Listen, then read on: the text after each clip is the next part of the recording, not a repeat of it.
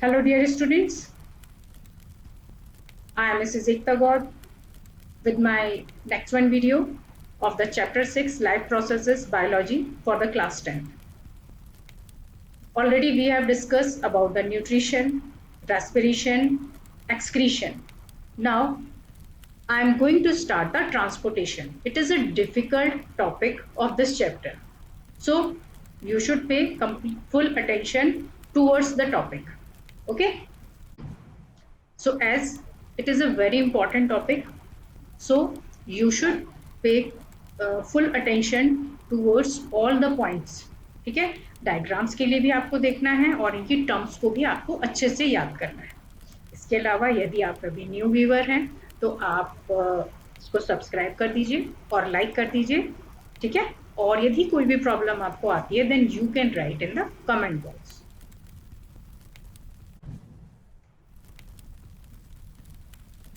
So first I would like to tell you about the transportation meaning. Already you know about the transportation. Transportation means to carry the things from one place to another one place. यानी किसी भी सामान को एक जगह से दूसरी जगह ले जाना ट्रांसपोर्टेशन कहलाता है. ठीक है, अब क्योंकि हम बात कर रहे हैं ह्यूमन बींग्स की, तो यहाँ पर ट्रांसपोर्टेशन किस तरह का हो रहा है. देखो बच्चों, transportation is a life process where substances synthesized or absorbed in one part of the body and carried to other parts of the body. ठीक है, अब एक ये ट्रांसपोर्टेशन क्या है, एक लाइफ प्रोसेस है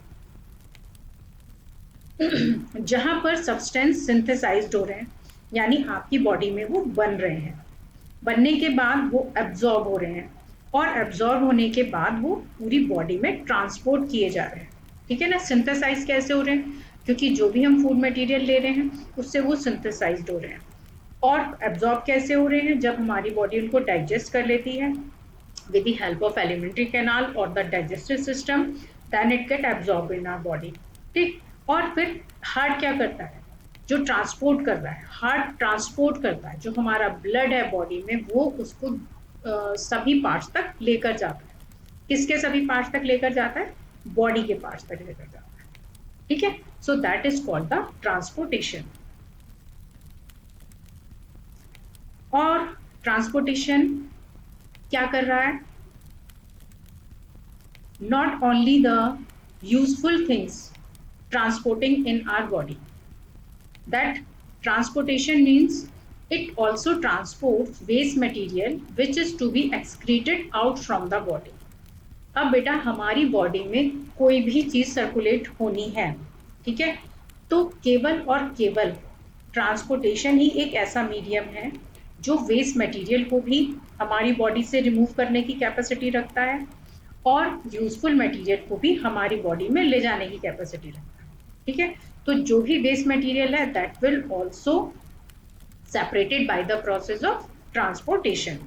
ठीक है, तो दो एम हो गए इसके. Next one, the main transport system in human beings is the circulatory system.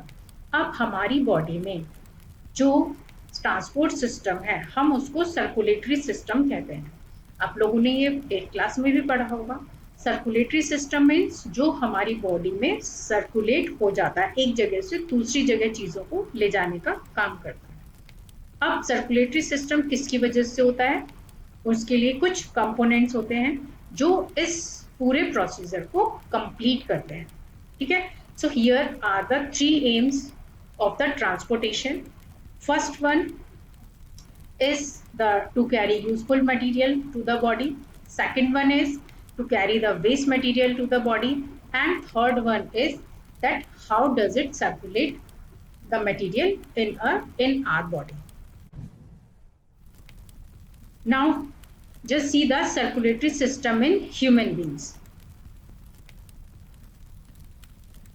So what does consist by the circulatory system of human beings. So बच्चों सबसे पहला है ब्लड. ठीक है, क्योंकि जो भी हमारी बॉडी में सर्कुलेशन हो रहा है वो ब्लड के थ्रू ही हो रहा है. सेकंड क्या है, सेकंड आर द आर्टरीज. हमारी बॉडी में एक नेटवर्क है, ठीक है, ट्यूबुलर नेटवर्क होता है. तो ये उनमें से एक का नाम होता है arteries. Next one is the veins. तो आर्टरीज हैं और वेन्स भी हैं, तो ये भी हमारी बॉडी में एक ट्यूबुलर स्ट्रक्चर होता है जो ब्लड को कैरी करने का काम करता है। Next are the capillaries. अब इन सब के अलावा कैपिलरीज होती हैं। अब आप सोच रहे होंगे कि इतनी सारी अलग अलग चीजों का क्या यूज है, ठीक है। तो अब हम वन बाय वन एक एक करके इनके बारे में पढ़ते हैं। इनके बारे में मैं डिटेल में आपको बताने के लिए जा रही हूँ, तो इसलिए आप कंटिन्यू रखेंगे और इनको लिखेंगे भी साथ साथ, ठीक है।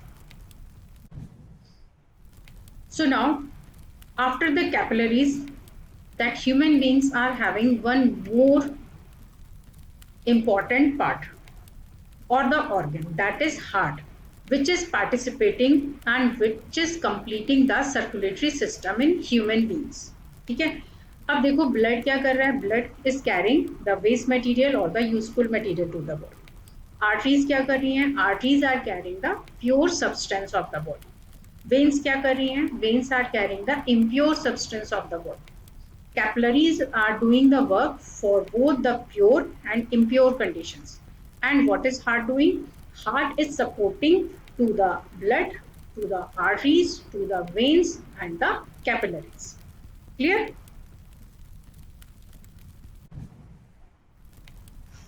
Now see the first part of circulatory system, that is the blood. What does transported by the blood? So you all have to learn one by one. I am showing to you, so don't forget to learn it. So first is the food. Whatever we are getting from the food, that get transported by the blood. Second one is the oxygen. देखो जब तक oxygen नहीं मिलेगी हमारी body को तब तक food भी डाइजेस्ट नहीं होगा, पर वो ऑक्सीजन भी कौन लेकर जाता है, ब्लड, ठीक है। Next is waste products. आपको मैंने भी बताया ट्रांसपोर्टेशन किससे हो रहा है, सर्कुलेटरी सिस्टम से। तो वो वेस्ट प्रोडक्ट कौन लेकर जा रहा है, वो भी ब्लड ही लेकर जा रहा है। अब सभी ने देखा है कि ब्लड किस कलर का दिखाई देता है, तो ब्लड की कंपोजिशन कुछ इस तरह की होती है, ठीक है ना। ब्लड हमारा रेड कलर का होता है और इसमें इतनी कैपेसिटी होती है कि ये फूड, ऑक्सीजन और वेस्ट प्रोडक्ट को हमारी बॉडी के किसी भी पार्ट तक ले जाने की क्षमता रखता है। और क्या करता है भाई ब्लड हमारे लिए, देखो how does blood is doing fabulously work for the human body, because it contains a pigment haemoglobin to carry oxygen in whole body. अब सबसे जो ज्यादा काम हमारी बॉडी में कर रही है वो ऑक्सीजन ही कर रही है। ऑक्सीजन नहीं होगी तो फूड एब्जॉर्ब नहीं होगा।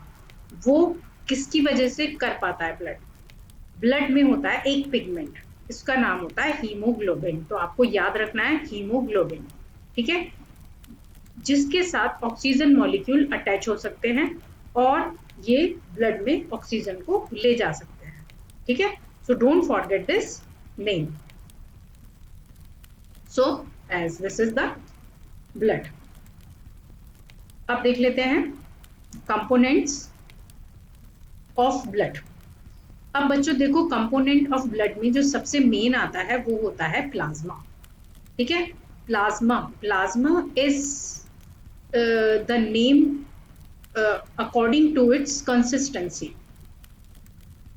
जो ब्लड का बेस होता है यानी उसका जो लिक्विड पार्ट बना हुआ होता है वो किससे बना हुआ होता है, प्लाज्मा से।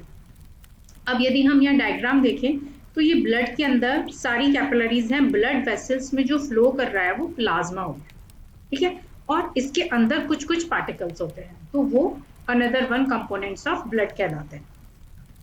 नेक्स्ट आपका हो जाता है रेड ब्लड सेल्स। आप लोगों ने बहुत अच्छे से पढ़ा है, तो देखो रेड ब्लड सेल्स ये भी किसके अंदर है, ये सब प्लाज्मा के अंदर ही आपको दिखाई दे रही है, ठीक है। दूसरा क्या होता है, इनमें व्हाइट ब्लड सेल्स होती हैं। तो ये देखो व्हाइट ब्लड सेल्स आपको यहाँ पर दिखाई दे रही हैं। तो यानी प्लाज्मा एक बेस हो गया। जैसे कि आप एक लेमोनेड बनाएंगे तो उसमें आप पानी लेंगे, उसमें आप चीनी डालेंगे, नमक डालेंगे और नींबू डालेंगे, है ना, नींबू का रस डालेंगे, तब आप लेमोनेड बना लेते हैं। ऐसे ही प्लाज्मा एक वाटर की तरह का बेस हो गया, जिसके अंदर क्या है, रेड ब्लड सेल्स हैं, व्हाइट ब्लड सेल्स हैं और क्या है, और प्लेटलेट्स हैं, ठीक है। इन सभी का अपना अपना फंक्शन होता है। तो ये सब चीजें किसके अंदर फ्लो कर रही हैं? ब्लड वेसल्स के अंदर फ्लो कर रही हैं। क्लियर?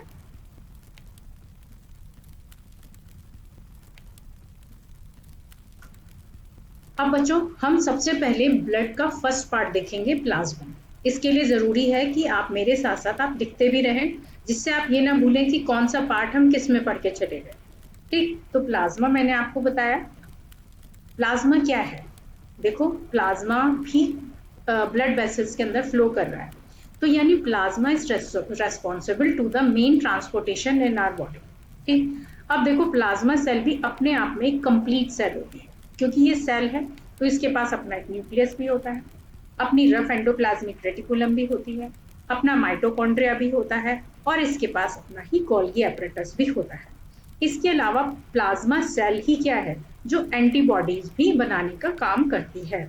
अभी जैसे कोविड-19 में हमें ट्रीटमेंट पता चल रहा है कि जो प्लाज्मा है उसको यदि हम डोनेट करते हैं, ठीक है, जो रिकवर हो गए हैं पेशेंट, तो वहां उनकी यही एंटीबॉडीज हेल्प कर रहे हैं अनहेल्दी बॉडी को हेल्दी बनाने में।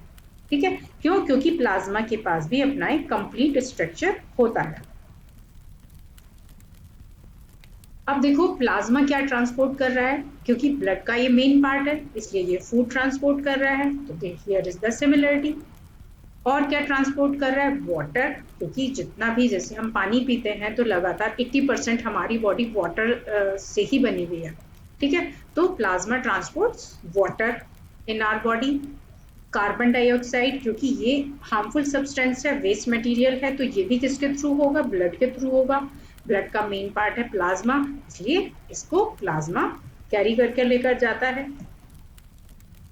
नेक्स्ट हो गया नाइट्रोजनस वेस्ट। जो भी नाइट्रोजनस वेस्ट है हमारी बॉडी के, यूरिया, यूरिक एसिड, वो सब भी किस में घुलते हैं? प्लाज्मा में ही घुलकर जाते हैं। ठीक है, so it was about the transportation of plasma. तो आप याद रखेंगे food, water, carbon dioxide, nitrogenous waste. अब बच्चों नेक्स्ट देख लो रेड ब्लड सेल्स। प्लाज्मा का हमें फंक्शन पता चल गया।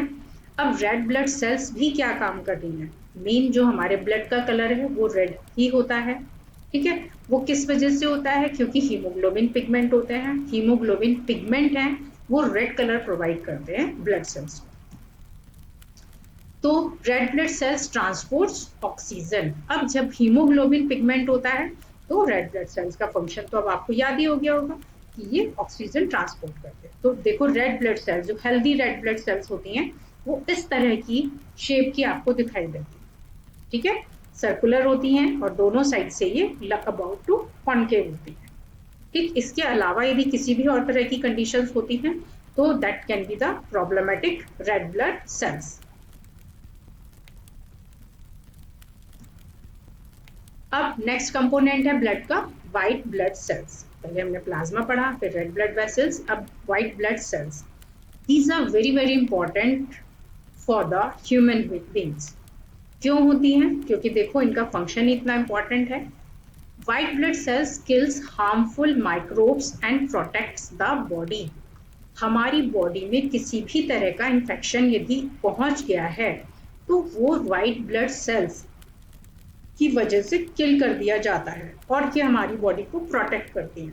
ठीक है, तो दैट मीन्स कि व्हाइट ब्लड सेल्स हमारी बॉडी में एक सेना की तरह काम करती हैं, एक आर्मी की तरह काम करती हैं। ठीक है, तभी ये एक तरीके की नहीं हो सकती। ये होती है 5 काइंड्स। ये 5 टाइप्स की होती हैं।